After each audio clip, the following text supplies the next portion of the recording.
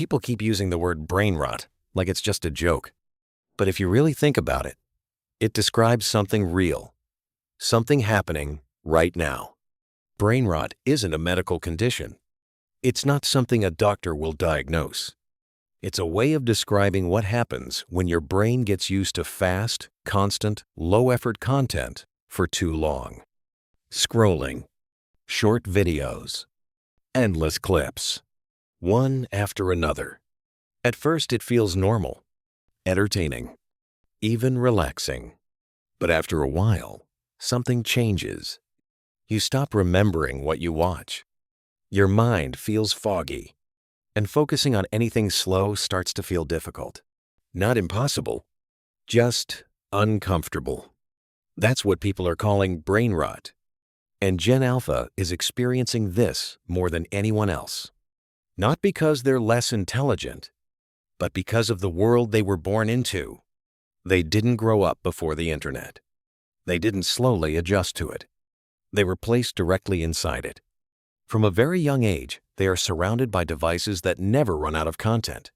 Bright colors, fast edits, instant entertainment, no waiting, no limits, no silence.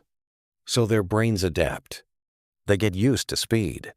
They expect things to happen instantly. They expect to be entertained immediately. And when something takes time, their brain starts to lose interest. Not because it's boring, but because it's slower than what they're used to.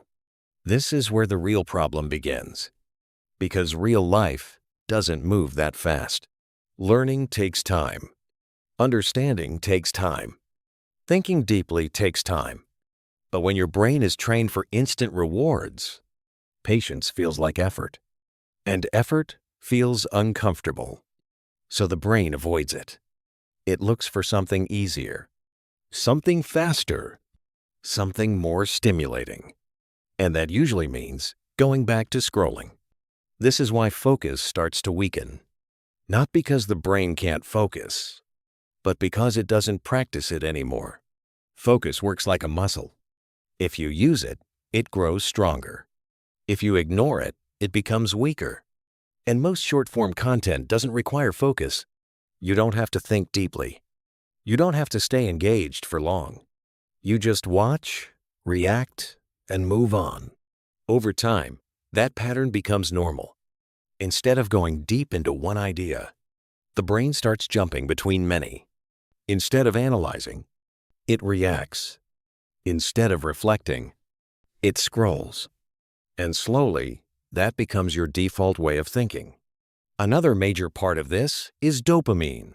Dopamine is the chemical in your brain that makes you feel good when something rewarding happens. And social media platforms are built to trigger it constantly. Every time you scroll and find something interesting, dopamine. Every time something makes you laugh, dopamine. Every time something surprises you, dopamine. It keeps happening. Again and again. But here's the important part. It's unpredictable.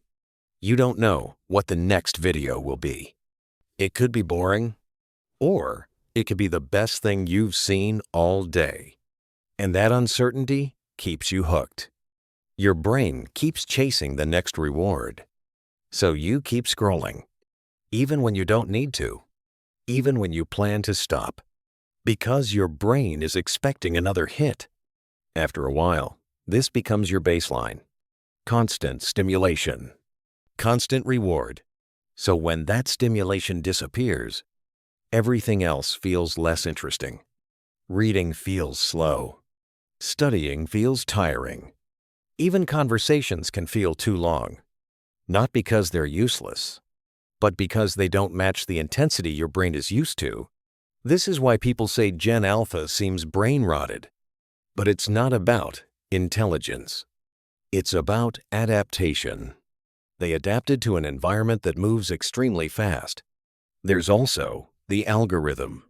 Most people think they choose what they watch. But in reality, a lot of it is chosen for them. Algorithms study behavior in detail. What you watch, how long you watch it, what you skip, what you replay, Then they use that information to create a feed designed to keep you engaged. The goal isn't to make you think deeply. The goal is to keep you watching. And the longer you stay, the better it gets at holding your attention.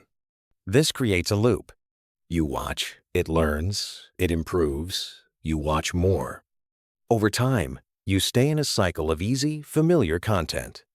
Nothing challenging, nothing demanding, nothing that forces you to slow down and think. And when that becomes your normal, your thinking starts to change.